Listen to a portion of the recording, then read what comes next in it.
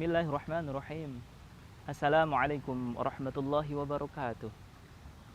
Alhamdulillah. Alhamdulillahilladzi an'amana bi ni'matil imani wal islam. Wassalatu wassalamu ala sayyidina maulana Muhammadinil kiram wa ala alihi wa sahbihi ajma'in, amma ba'd. Segala puji bagi Allah Subhanahu wa taala yang telah memberikan kita nikmat sehat, nikmat keimanan dan keislaman.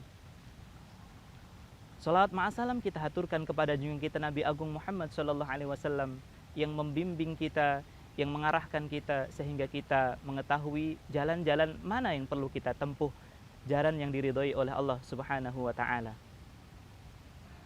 Ujian demi ujian yang kita lalui merupakan ujian sebagai bukti untuk meningkatkan keimanan kita kepada Allah Subhanahu wa taala. Jika seseorang mampu menghadapi ujian tersebut, berarti keimanan kita di hadapan Allah menjadi kian bertambah. Tapi tatkala ujian tersebut tidak bisa kita lewati terus menerus kita mengeluh, berarti kita termasuk orang yang tidak bisa melewati apa yang diujiankan oleh Allah Subhanahu wa taala. Padahal janji Allah dalam surat Al-Baqarah ayat 286, Allah Subhanahu wa taala menuturkan, La yukallifullahu nafsan illa wus'aha, laha ma kasabat wa 'alaiha maktasabat.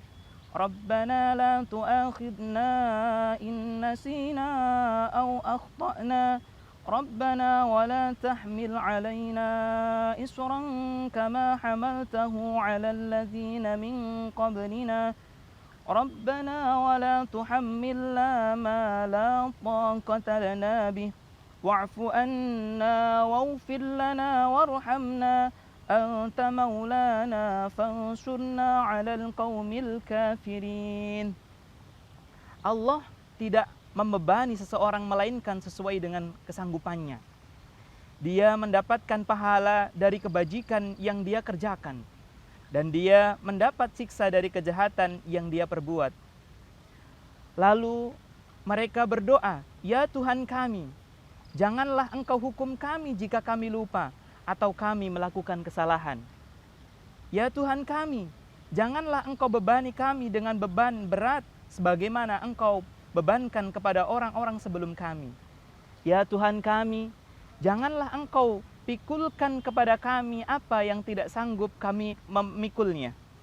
Maafkanlah kami, ampunilah kami, dan rahmatilah kami. Engkaulah pelindung kami, maka tolonglah kami menghadapi orang-orang kafir.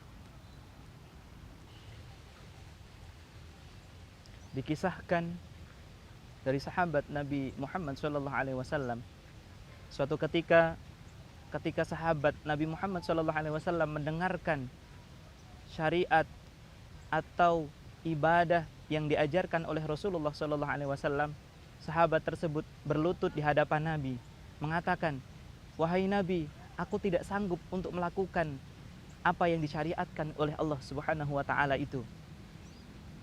Lalu Nabi berkata, janganlah engkau seperti umat-umat terdahulu yang mengatakan, Sami'na wa asaina.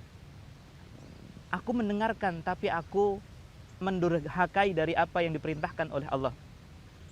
Tapi Rasulullah SAW mengajarkan kepada umatnya, berkatalah, Sami'na wa ata'na ghufranaka rabbana wa ilaikal masir.